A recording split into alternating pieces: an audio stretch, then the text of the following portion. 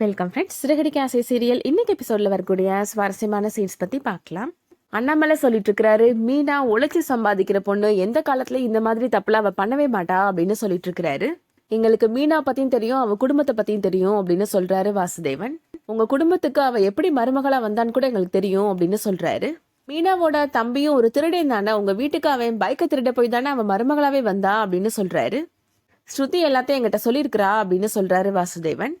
அது எப்பவோ நடந்து முடிஞ்ச கதையை பத்திலாம் பேசாதீங்க, அதுக்குள்ளே ஒரு கதை இருக்கு அப்படின்னு சொல்றாரு முத்து. முத்து சொல்றாரு, மீனா நகையை திருடணும் அப்படின்னு நினைச்சிருந்தானா உங்க பொண்ணு எங்க வீட்டுல இருந்தப்பயே அவ நகையை எடுத்துருக்கலாம்ல அப்படின்னு சொல்றாரு. அங்க எடுக்க முடியாததுனாலதான் இங்க திட்டம் போட்டு எடுத்திருக்கிறா அப்படின்னு சொல்றாரு வாசுதேவன். என் மகைய உனக்கு விளக்கம் கொடுத்துட்டு இருக்கிறா, அதை காது கொடுத்து கூட நீ கேட்க மாட்டியா அப்படின்னு அண்ணாமலை வாசுதேவன்ட்ட கோவமா பேசிட்டு இருக்கிறாரு. அதை ஒரு யோக்கியமானவன் சொல்லணும், இவன் சரியான கிரிமினல் தானே அப்படின்னு சொல்லிட்டு இருக்கிறாரு வாசுதேவன். என்ன நடந்துச்சுன்னு நீங்க விசாரிச்சு பார்க்கணும் சார், நீங்க எடுத்த உடனே தப்பா பேசக்கூடாது அப்படின்னு முத்து சொல்லிட்டு இருக்கிறாரு. விசாரிச்சு பார்த்தா இதுக்கு பின்னாடி நீயே இருப்பன்னு தான் தெரியும் அப்படின்னு வாசுதேவன் இப்போ முத்துவையும் சேர்த்து குத்தம் சொல்லி பேசுறாரு. அதை கேட்ட பரசுராமுக்கு கோபம் வந்துருது. இவ்வளவு நேரம் வரைக்கும் மீனாவை தான் சொல்லிட்டு இருக்கிறீங்க, இப்ப முத்துவையும் சேர்த்து பேசுறீங்க அப்படின்னு கேக்குறாரு. மீனா ஸ்ருதியோட நகையை திருடி கொண்டு போய் முத்துட்ட போய் கொடுப்பான், அவன் அதை வாங்கி குடிக்க தானே செய்வான் அப்படின்னு சொல்றாரு வாசுதேவன். நிலா எதுக்கு பூ கட்டி சம்பாதிக்கிற, ரோட்ல நின்று பிச்சை எடுக்கலாம் அப்படின்னு பேசுறாரு. அதை கேட்ட உடனே முத்துவுக்கு கோபம் வந்துருது. வாசுதேவன் கண்ணத்திலே ஓங்கி அரைஞ்சிடுறாரு. ஸ்ருதியும் ரவியும் இப்போ மண்டபத்துக்குள்ள வராங்க. எங்க அப்பாவை நீ எப்படி அடிக்கலாம் அப்படின்னு ஸ்ருதி கோபப்படுறாங்க முத்துட்ட. சரியான பொறுக்கி ஆடா நீனு, அவர் யாருன்னு தெரியுமா, அவர் வயசுக்கு மரியாதை கொடுக்க மாட்டேயா அப்படின்னு ஸ்ருதியோட அம்மாவுமே முத்துவை திட்டுறாங்க.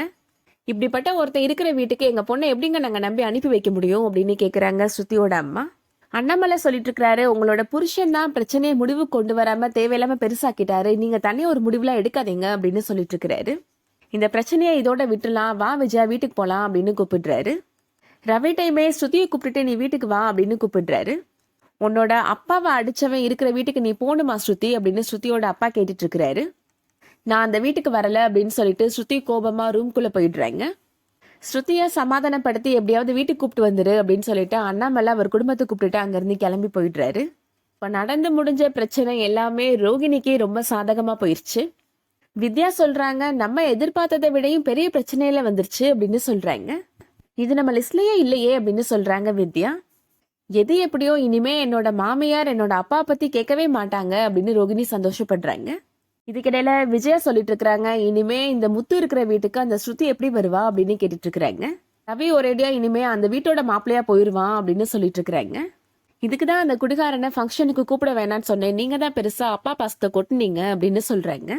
நான் பொண்டாட்டியை பத்தி தப்பா பேசினா எந்த புருஷனுக்கு தான் கோபம் வராது அப்படின்னு கேட்டுட்டு இருக்கிறாரு அண்ணாமலை. மீனாவை போய் திருடின்னு அந்த வாசுதேவன் சொன்னான்னா முத்துவுக்கு கோபம் வராதா அப்படின்னு கேக்குறாரு. ஒருவேளை இந்த மீனா கூட நகையை திருடி இருக்கலாம், அதனாலதான் அவர் சொல்லியிருந்திருப்பாரு அப்படின்னு சொல்றாங்க விஜயா. மீனாவை பத்தி இப்படி தப்பா பேசாத விஜயா அப்படின்னு மீனாவுக்கு சப்போர்ட் பண்ணி பேசுறாரு அண்ணாமலை. நீ ஒரு வார்த்தை கேட்டதுக்காக அவ போட்டிருந்த நகை எல்லாத்தையும் கலட்டி வச்சுட்டு என் புருஷே சம்பாதிச்சாதான் நான் தங்க நகை போடுவேன்னு கழுத்துல மஞ்ச கயிறோட இருக்கிறா அப்படின்னு சொல்றாரு. விஜயாவுமே அவங்க பிடிச்ச பிடிவாதத்துலதான் இருக்கிறாங்க. நீங்க கூப்பிட்டு வந்த மருமகனால சப்போர்ட் பண்ணி பேசுறீங்களா அப்படின்னு கேட்டுட்டு இருக்கிறாங்க. தெருல நின்று அவ பூ விற்கிற மாதிரி நம்ம குடும்ப மானத்தையும் சேர்த்து விற்க சொல்லுங்க அப்படின்னு சொல்றாங்க. ரவிலாம் இந்த வீட்டுக்கு இனிமே வரமாட்டான் அப்படின்னு ஃபீல் பண்ணி பேசுறாங்க. நான் ரவிட்ட பேசிட்டு அவனை வர சொல்றேன் அப்படின்னு சொல்றாரு அண்ணாமலை. அண்ணாமலை இப்போ ரவிக்கு ஃபோன் பண்ணி பேசுறாரு. நான் ஸ்ருதி வீட்டில தான்ப்பா இருக்கிறேன் அப்படின்னு சொல்றாரு ரவி. ஸ்ருதி ரொம்ப கோபத்துல இருக்கிறாப்பா, அவளை என்னால சமாதானப்படுத்த முடியுமான்னு தெரியல அப்படின்னு சொல்லிட்டு இருக்கிறாரு. முத்துவும் அவசரப்பட்டிருக்க கூடாது, வார்த்தையிலே பதில் சொல்லியிருக்கலாம், அவன் முட்டாள்தனமா நடந்துக்கிட்டான் அப்படின்னு சொல்றாரு அண்ணாமலை. என்னோட லைஃப்ல மட்டும் ஏன்பா இப்படி டிசைனா பிரச்சனை வருதுன்னே தெரியல அப்படின்னு சொல்லிட்டு இருக்கிறாரு ரவி. ஸ்ருதியை சமாதானப்படுத்தி வீட்டுக்கு கூட்டிட்டு வந்துரு அப்படின்னு சொல்லிட்டு இருக்கிறாரு அண்ணாமலை. எனக்கு இப்ப அங்க வரணும்னு தோணலப்பா, நான் அப்புறமா கால் பண்றேன்னு சொல்லிட்டு போனை கட் பண்ணிடுறாரு ரவி. அதோட இன்னைக்கான எபிசோட் முடியுது.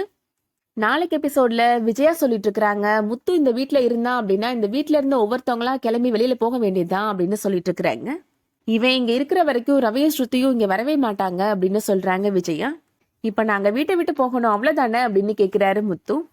ஆமா அப்படின்னு கோவமா சொல்லிட்டு இருக்கிறாங்க விஜயா.